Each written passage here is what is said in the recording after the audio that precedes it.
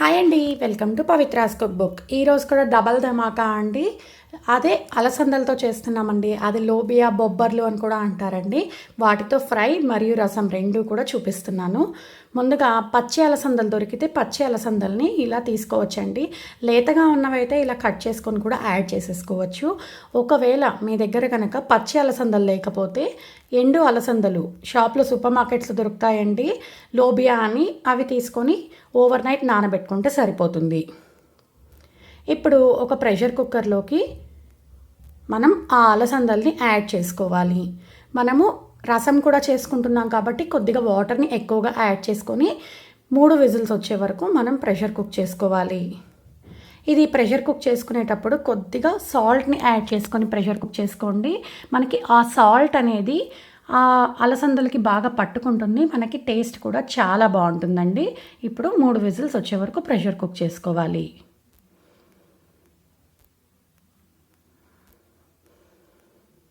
Pressure cook చేసుకున్న తర్వాత lid open చేసుకొని చూస్తున్నారు కదండి, ఈ అలసందలు బాయిల్ చేసుకున్న వాటర్ అనేది ఉంటుంది కదా, ఆ వాటర్ని మొత్తం వేరొక బౌల్లోకి డ్రైన్ అవుట్ చేసుకోవాలి.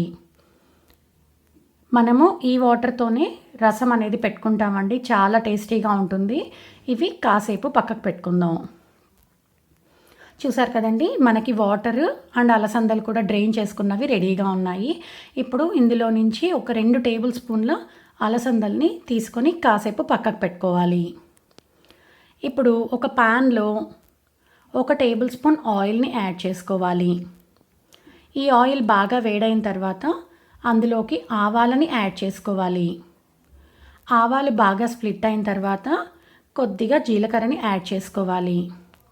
తర్వాత కొద్దిగా శనగపప్పు, మినపప్పుని యాడ్ చేసుకోవాలి. తర్వాత ఫ్లేవర్ కోసం కొద్దిగా కరివేపాకుని యాడ్ చేసుకోవాలి.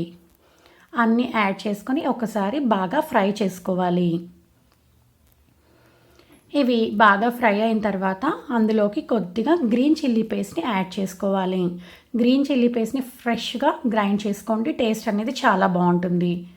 తర్వాత అందులోకి సన్నగా చాప్ చేసి పెట్టుకున్న ఉల్లిపాయ ముక్కల్ని యాడ్ చేసుకొని బాగా ఫ్రై చేసుకోవాలి.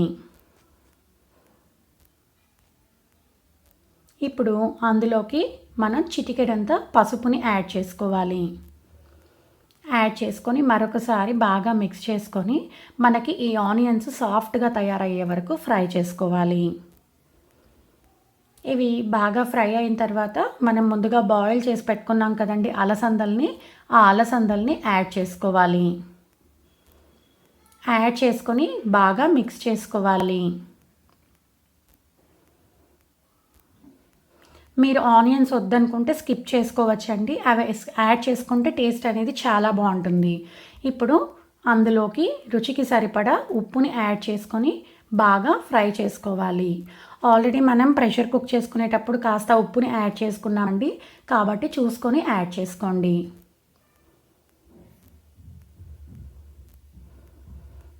ఇవి ఇలా బాగా ఫ్రై చేసుకున్న తర్వాత స్టవ్ టర్న్ ఆఫ్ చేసుకొని అందులోకి పచ్చి కొబ్బరి తురుముని ఒక 1/2 కప్పుని యాడ్ చేసుకోవాలి. తర్వాత సన్నగా చాప్ చేసి పెట్టుకున్న కొత్తిమీర, కొద్దిగా నిమ్మరసం, 1 టీ స్పూన్ నిమ్మరసంని యాడ్ చేసుకోవాలి. యాడ్ చేసుకొని బాగా మిక్స్ చేసుకొని వేరొక బౌల్లోకి ట్రాన్స్ఫర్ చేసేసుకోవాలి. ఇవి వేరొక బౌల్లోకి ట్రాన్స్ఫర్ చేసుకొని వేడి వేడి అన్నంలోకి కానీ స్నాక్గా కానీ సర్వ్ చేసుకోవచ్చు. ఇప్పుడు రసం కోసం ఒక మిక్సీ జార్లో 1/2 కప్పు పచ్చి కొబ్బరి తురుము, తర్వాత ఇందాక మనం 2 టేబుల్ స్పూన్ల అలసందల్ని పక్కన పెట్టుకున్నాం కదండి, ఆ అలసందలు, సన్నగా చాప్ చేసి పెట్టుకున్న ఉల్లిపాయ ముక్కలు కొద్దిగా ఫ్లేవర్ కోసం అండి, తర్వాత 3 నుంచి 4 వెల్లుల్లిపాయ రెప్పలు, రుచికి సరిపడా ఉప్పు, కొద్దిగా బెల్లం. మనకి బెల్లం యాడ్ చేసుకుంటే ఈ రసం అనేది చాలా టేస్టీగా ఉంటుంది. తర్వాత కొద్దిగా చింతపండు, అన్నీ యాడ్ చేసుకొని ఫైన్ పేస్ట్ లాగా మనం బ్లెండ్ చేసుకోవాలి.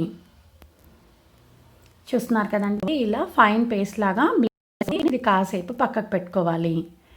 ఇప్పుడు ఒక పాన్లో 1 టేబుల్ స్పూన్ ఆయిల్ని యాడ్ చేసుకోవాలి. ఆయిల్ బాగా వేడైన తర్వాత అందులోకి ఆవాలని యాడ్ చేసుకోవాలి. ఈ ఆవాలు బాగా స్ప్లిట్ అయిన తర్వాత 4 నుంచి 5 వెల్లుల్లిపాయ రెబ్బల్ని యాడ్ చేసుకోవాలి. తర్వాత కొద్దిగా కరివేపాకు యాడ్ చేసుకొని బాగా ఫ్రై చేసుకోవాలి.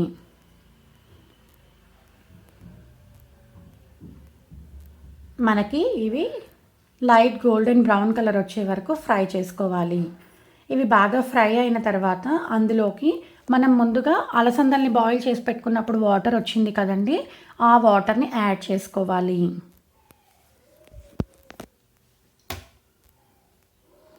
ఇప్పుడు అందులోకి మనం మిక్సీకి పట్టుకున్నాం కదండి అలసందలు పచ్చి కొబ్బరి పేస్ట్, ఆ పేస్ట్ని యాడ్ చేసుకోవాలి.